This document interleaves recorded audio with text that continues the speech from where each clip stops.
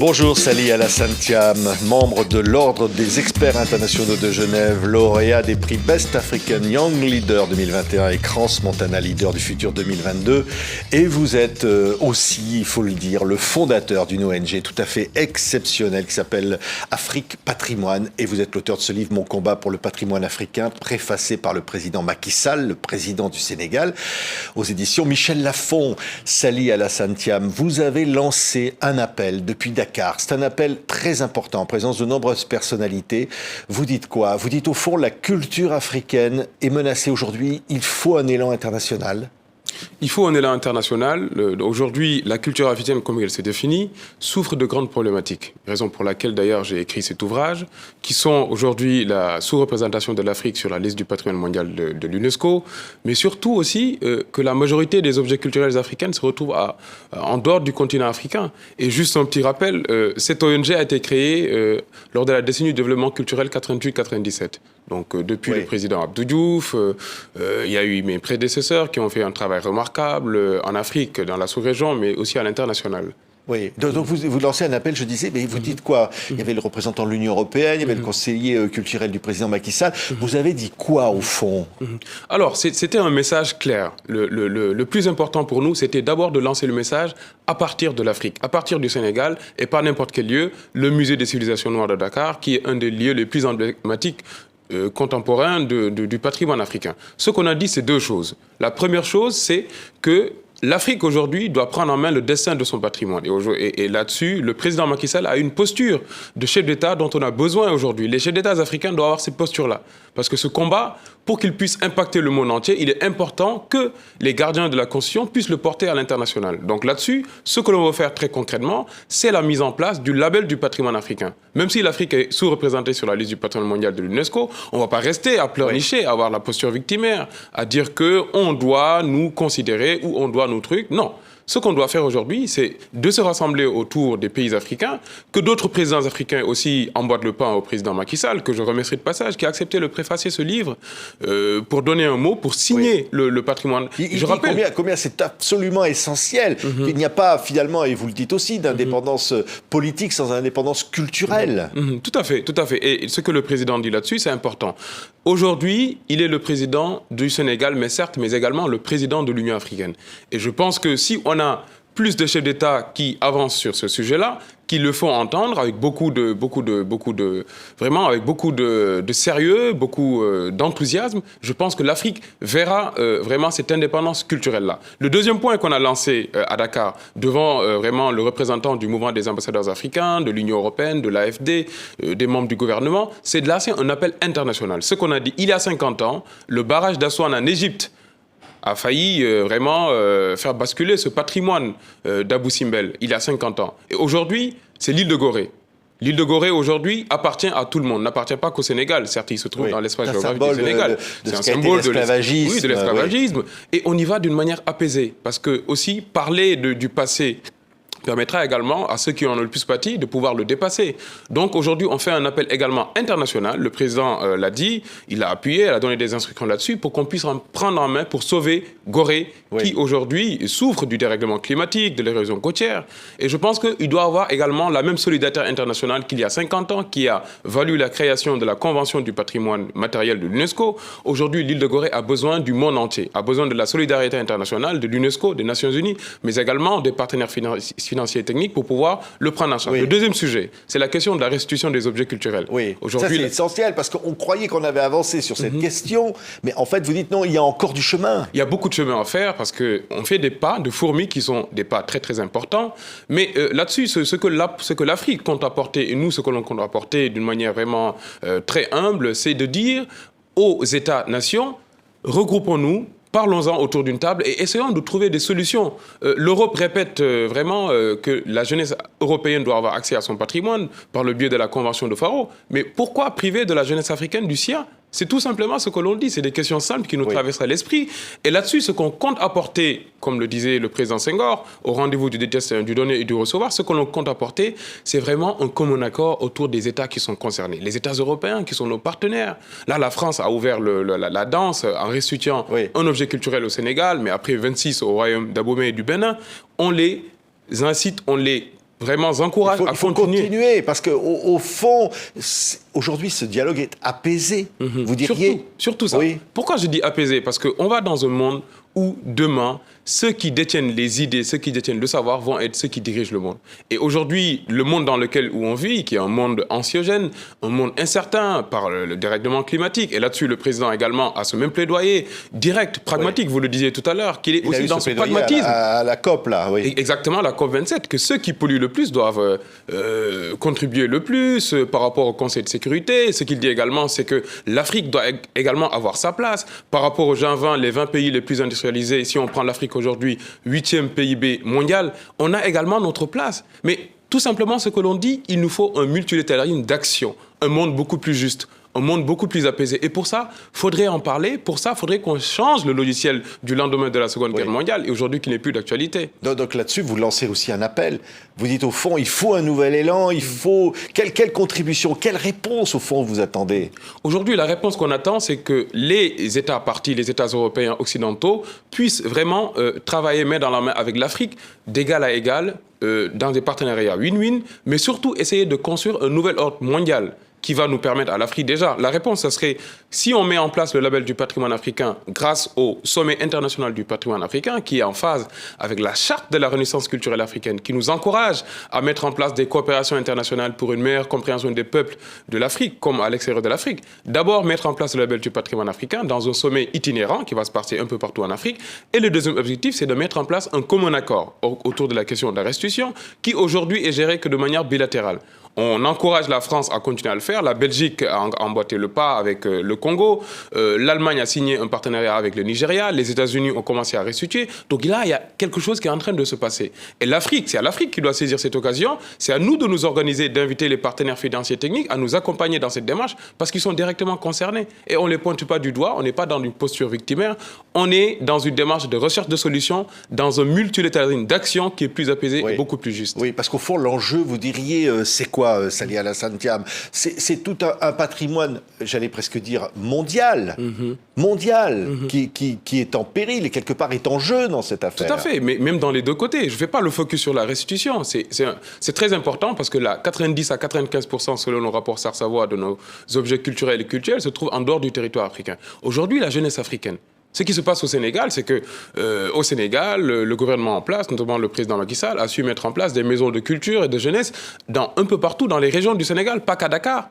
Et ce que l'on veut dans cette première édition du sommet du patrimoine africain, c'est que le monde entier puisse se retrouver tous les 2 ans ou tous les ans dans une capitale africaine. Ça va également éveiller les consciences parce qu'on est dans une époque où il n'y a que l'éveil de conscience qui est la voie du salut.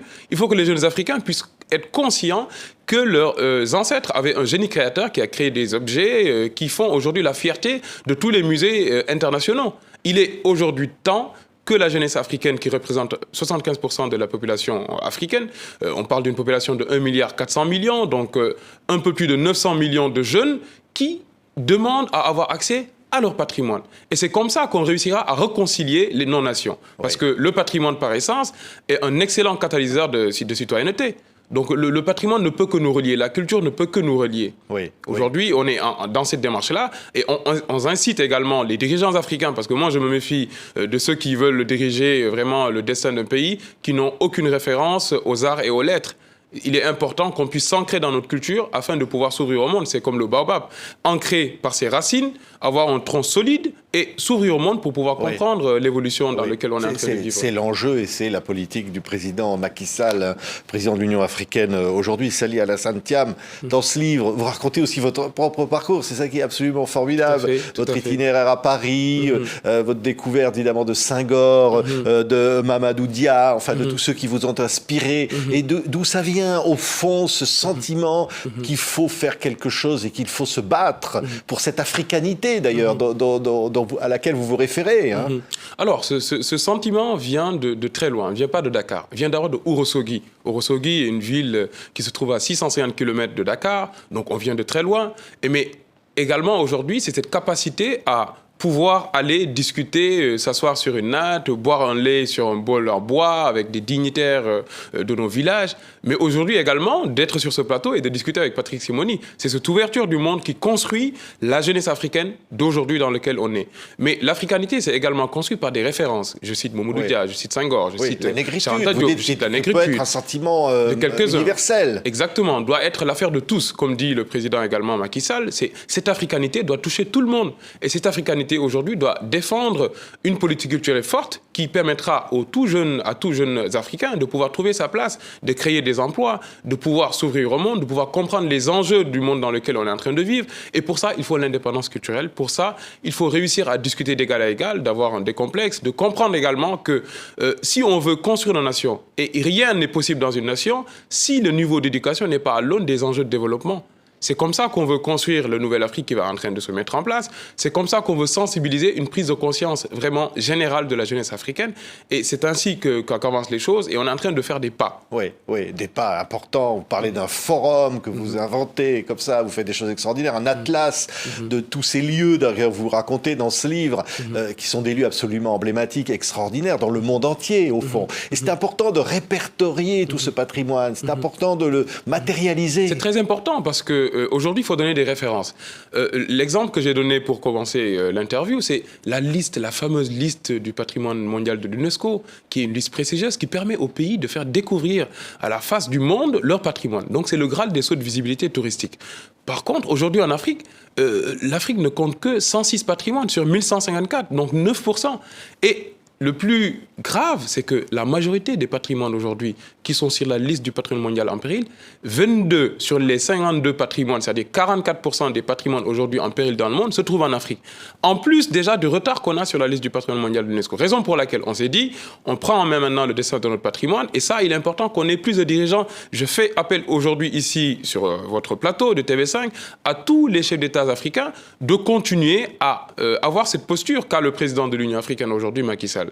Qu'on puisse prendre en main le dessin de ce patrimoine et créer notre propre label qui permettra à l'Afrique d'avoir ses propres systèmes de cotation, qui permettra à l'Afrique d'avoir ses propres politiques touristiques, des politiques culturelles, et le vendre au monde entier. C'est comme ça qu'on réussira à développer nos pays, parce que le patrimoine a également un lien avec l'économie, parce que plus un pays est connu dans le monde, plus il recevra de touristes, et aura l'impact sur l'économie, va créer des emplois, va diminuer le taux de chômage, d'où cette fameuse politique culturelle qui a toute sa place et tout son sens dans une nation, permettra de créer des emplois, permettra tout simplement de régler les solutions aujourd'hui des gouvernements, dont la tâche est difficile, parce que c'est compliqué de trouver l'équilibre.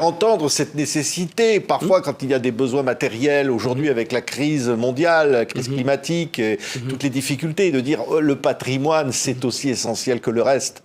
C'est essentiel parce que le patrimoine, l'homme et l'environnement ont un sens, ont un lien forcément, raison pour laquelle je ne peux pas parler de patrimoine sans parler du règlement climatique, sans parler des autres problèmes de tourisme, de terrorisme également. Parce que je salue également le travail de la Fondation ALIF, de l'Alliance internationale pour la protection du patrimoine dans les zones de conflit. C'est-à-dire que si on fait la corrélation entre les pays qui ont le plus de patrimoine, qui sont dans la liste du patrimoine mondial en péril, et les pays qui sont menacés par le terrorisme, c'est-à-dire que ces pays-là voient automatiquement leur patrimoine vraiment menacé, détruit. Et c'est important qu'on puisse vraiment répondre, que la solidarité internationale puisse se mettre en place et sauver ces patrimoines africains. C'est la Libye qui est en tête, en plus RDC, vient Centrafrique, le Mali, etc. Donc tous ces pays aujourd'hui souffrent de cette guerre, souffrent de terrorisme. Raison pour laquelle notre place au Conseil de sécurité, notre place au niveau de G20 pour pouvoir être une des plus grandes économies du monde, mais surtout avoir un monde plus juste sur la liste du patrimoine mondial de l'UNESCO, qu'on ne va pas attendre. Oui. L'Afrique va créer son propre label de patrimoine, va faire ses propres listes, connaître ses patrimoines. Aujourd'hui, c'est un problème en Afrique. Oui. Raison pour laquelle on veut vraiment prôner ce multilatéralisme d'action qui est vraiment un multilatéralisme de projet. Oui, mais au fond, on vous sent avec un enthousiasme absolument incroyable et quelque part optimiste, cette idée qu'il y a une Afrique économique, une Afrique politique qui peut se créer, mais une Afrique culturelle au XXIe siècle, et que c'est un défi absolument majeur que cette Afrique culturelle. C'est très important, cette Afrique culturelle, parce que j'ouvre le livre en disant que le préalable de l'indépendance économique, sociale et autres, c'est l'indépendance culturelle. Et ça, c'est très important. La jeunesse africaine, dans sa globalité aujourd'hui, est en quête de sens, de soi, d'identité. Et il n'y a rien de tel que le patrimoine, qui est par essence le passé dans le futur, et dont l'objectif est de maintenir l'esprit des civilisations anciennes. Et ça, aujourd'hui, la jeunesse africaine est bien consciente de cela. Raison pour laquelle on appelle nos partenaires, les États européens, qui ont eu vraiment à partager cette histoire avec l'Afrique, de se réveiller, de comprendre les vrais enjeux, de comprendre que l'Afrique aujourd'hui a besoin de cette identité, qu'on puisse construire ensemble. C'est comme ça qu'on va réconcilier nos peuples. C'est pas en restant dans des scénarios qui ne marchent plus. Aujourd'hui, les dirigeants africains, leur priorité, c'est de gérer leur opinion. Et l'opinion aujourd'hui, si on le voit, les jeunes ont vraiment ce sentiment de défiance. Et la tâche du gouvernement, ou bien des États africains, sont d'autant plus difficiles parce que c'est de trouver l'équilibre entre la performance de l'action publique, mais également des exigences de la jeunesse qui veulent tout de suite. Oui. Et ça, c'est très important. Oui, mais en fait, en même temps, l'universalité extraordinaire de l'art africain, de la culture africaine, fait que c'est un enjeu universel. C'est universel. C'est pas chaque pays, voilà, au-delà, ça va bien au-delà. C'est ça qui est fou. Ça va bien au-delà, raison pour laquelle l'Afrique dit, certes, par rapport à ces objets culturels qui nous appartiennent, on sait que ces objets nous appartiennent, mais on prône l'universalisme, comme le disait le président Léopold Sédar Senghor. Ce que l'on veut, c'est que ces objets qui aujourd'hui sont la fierté de quelques-uns, qui restent dans certains pays européens, puissent aussi être visibles par les jeunes Africains. Que ces objets puissent demain être à Johannesburg, à Dakar, à Rabat, à Douala, que les jeunes Africains puissent le découvrir.